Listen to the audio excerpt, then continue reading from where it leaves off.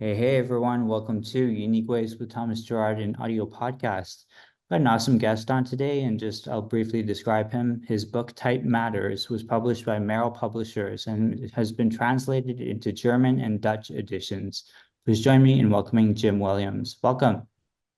Thanks, Thomas. Good to speak with you. Yeah. Are you ready for 20 questions? Yes, please. Okay, question one. Tell me a little bit more about yourself. What do you do? Right. Okay. So I am a graphic designer, but obviously with a bias towards typography. And I graduated from University of Central Lancashire over 40 years ago. And I was lucky to be taught by some excellent designers and typographers there who obviously instilled in me a real interest in type. And I also now teach myself. I teach at Staffordshire University. And obviously, one of my principal things I try to teach is typographic good practice. And it's nice that you mentioned the book at the beginning, because I guess that's where most of your listeners might know me from. Great. Yeah. Yeah, just a note for our audience, if you guys are interested in more typography episodes, check out our most popular episode with Eric Speakerman. Question two, what's a key piece of knowledge that makes you different? Right. I did have to think about this one, Thomas, because in all honesty, I don't think I'm any special in any particular area. What I believe is that I quite simply that I just care. I care about the craft of typography. I care about typography as a vehicle for ideas. And I care about trying to make a difference for the students that I teach. Great. So question three, why this of all things? Why do you do what you do? Right.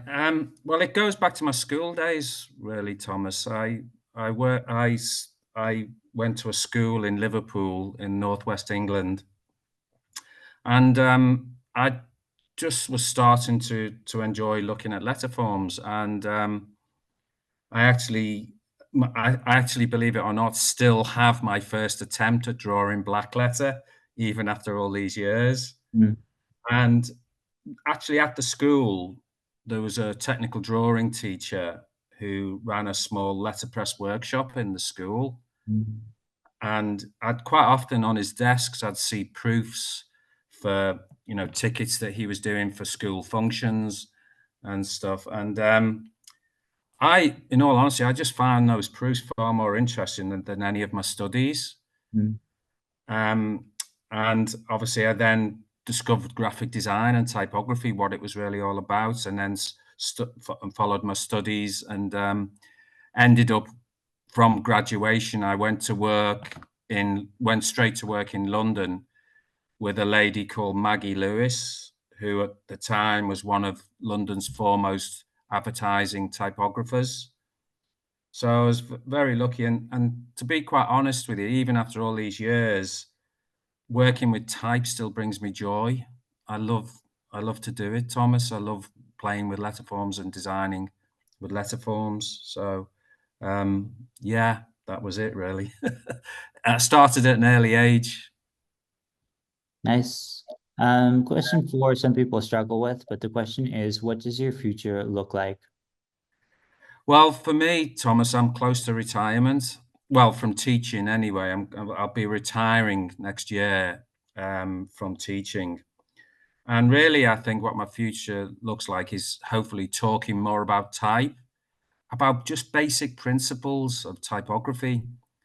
I think it's really important that there's been this rush to teach software, but we need to combine that with teaching the principles of what makes good typography. So I'll hopefully continue to speak and give talks about type, but also just to do more things that I like to do. So I'd really like to go on an archaeological dig and actually discover something that's perhaps many thousands of years old and hasn't been touched by human hands for all that time. So really, it'll be about hopefully talking more about type and doing more of the things that I want to do. Great. And question 5, we say is unique to this show. The question is, let's talk about location. How does the notion of place play into what you do? Right.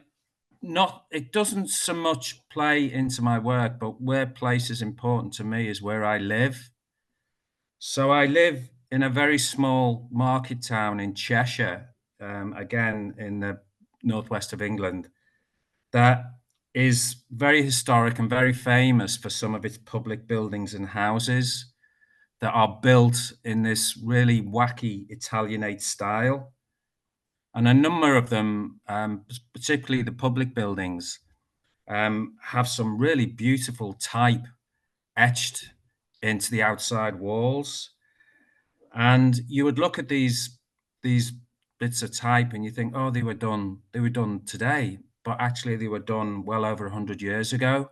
Mm, And I just find that, a joy to look at, and that kind of inspires me to, again, it inspires and excites me, about type, that something that could be done so long ago mm.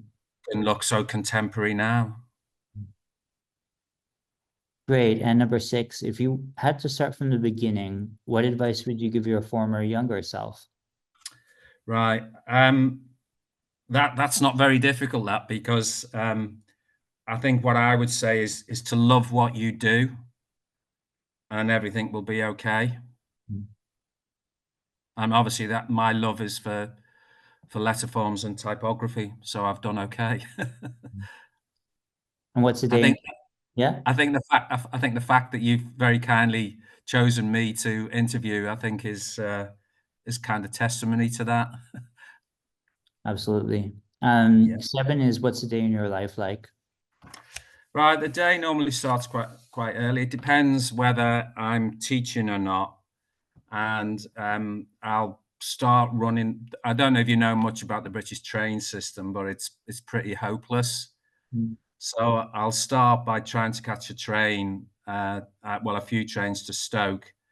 And really, I teach at Staffordshire University, which is in Stoke-on-Trent, which is the home of the British ceramics industry. It's quite famous for ceramics all around the world. mm, And obviously, I teach there. And just really on those days, Thomas, just trying to inspire young people to love letter forms, to see how important they are, see their value. I quite often describe them as the glue that holds everything together, not just in terms of their role as a graphic designer in dealing and managing with type, but also just in general life. Wherever you go, you see letter forms. If you're not there, how do you communicate to someone? And you don't have audio, you would do it through letter forms. So just really trying to instill in my students a love for letter forms. Great. And 8 is around lifelong learning. It's a popular topic. How do you stay up to date? Well, obviously, I'm lucky enough to be involved in education, and all the people I teach with, John, Sam, and Richard, are all specialists in their own area. Mm, So obviously, I pick up stuff from them, but also from the students. When the students are researching and working on a project, that I know very little about, you can't help but learn from the students as well. So yeah, I'd say all of, all of those people, and obviously you still learn every day about things, don't you? mm. So yeah, okay. Great. And 9 is around tools. What tools do you use? Do you use digital and analog tools? Yeah, I mean, actually, one of my ex-students pointed out to me the other day that I'm one of the few designers that he knows of that's actually worked with all the three major technologies. Mm, So I've worked with metal type. I worked for many years in photo setting, mm, and obviously now digital type. mm, So yeah, worked with all of them, mm. Thomas, and quite happy to tell you that. Great. And halfway, number 10, work-life balance. How do you deal with it? Well, I'm quite lucky there, Thomas, because I don't have any real demanding commercial pressures on me anymore. You know, I am kind of approaching retirement, and really what I can do is take work on that I particularly want to do, not because I have to. So I've done quite a few, you know, pieces of work for charity, and to give you an example, um, I don't know if you remember, but a few years ago there was a bomb attack in Manchester at Mm, an Ariana Grande concert, mm, and 22 people were killed in that attack. mm, And after the bombing, the creative community of Manchester came together to produce a book of a poem written by a Manchester poet, that was to be sold and to raise funds for the victims of the bomb. So I will do stuff like that. I'll do stuff that I really want to do that I think has some benefit for other people. mm, I'm just really fortunate, Thomas. I can pick and choose what I want to do. mm. Great. 11, if you weren't doing what you do now, what might you be doing? Right. Okay. Well, I grew up in Liverpool in the 1970s, which was at the time was quite a depressed city. And many of my contemporaries at school went into the forces. They joined the forces. And I think if I hadn't have done that, I might have gone into the forces myself. Or my father was an ambulance driver, or a kind of, I guess you'd say, a paramedic in the city. And he always harbored an ambition that I might join him working in the ambulances. But I had other ideas. I was determined to study and develop my interest in letter forms, and was the first in my family to go on to higher education. And Mm, obviously, you know, a good career, a good meaningful career. And you know, obviously my book as well, what my book has achieved.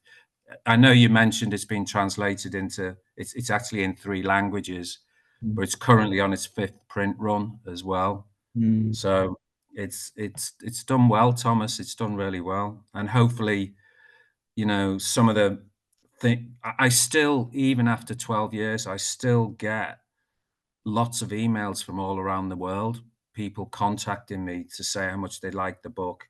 mm, And the thing that particularly I like to hear is you make it simple to understand. And you know, I think that's important, and that's kind of why it's also designed like a like a notebook. mm, And you know, I've seen lots of fabulous books on typography on shelves, mm, but for me, actually walking in when I walk into design studios and I see it on designers' desks, mm, then I know I kind of got that part of it right. mm. Yeah. Great. And number 12, what would you not like to do with your career? Oh, I'd hate to be a miner. Mm, I'd hate to go into the bowels of the earth to earn a living. mm. I just couldn't do that. Not me. Yeah.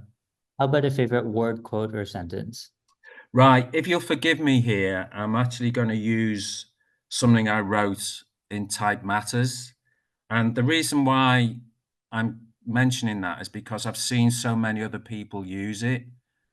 I've seen other type foundries use it and stuff. So the quote is, typefaces are clothes for words, and like a finely tailored suit, it's the detail in their composition that adds interest.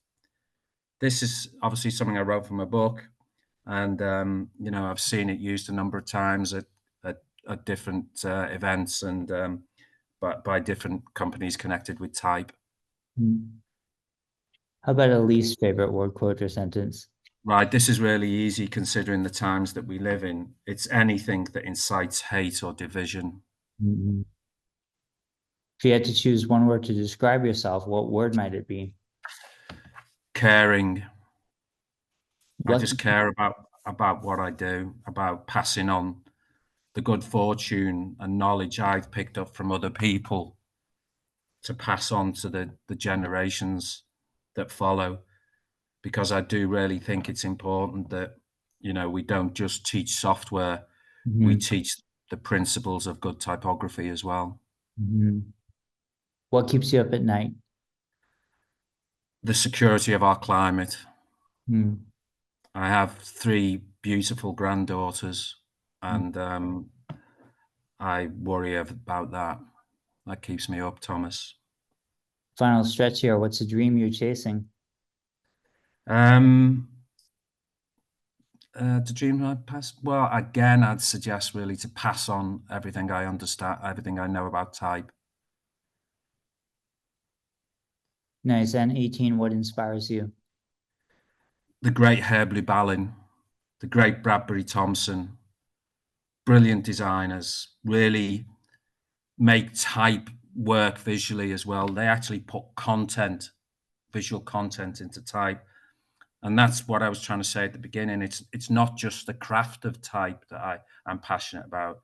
It's type as a vehicle for ideas, how Mhm. designers embed visual connections through type. And then I have to mention my wife, Thomas, Mhm. because my wife inspires me to be a better person. Mhm. Great. And last couple here. Any advice you'd like to share? Yeah, the type is the glue that holds everything together. Everywhere you turn, there's letter forms, and just learn to love typography and letter forms. And finally, number 20, how can our listeners keep tabs on you? What's our call to action?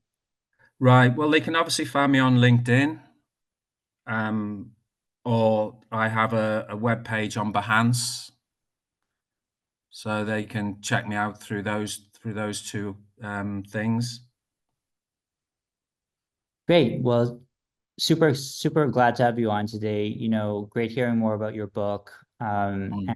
and your passion for type. I share that with you. So very Yeah, excited to have you here. Thank you so yeah. much. But I believe, do you teach it as well, Thomas? Do you teach I type as do. well? I do. I teach advanced type. Right, brilliant. Where at? Which I'm university? here in Vancouver at a school called Van Arts. Right, okay. And does it give you a buzz as well? Absolutely.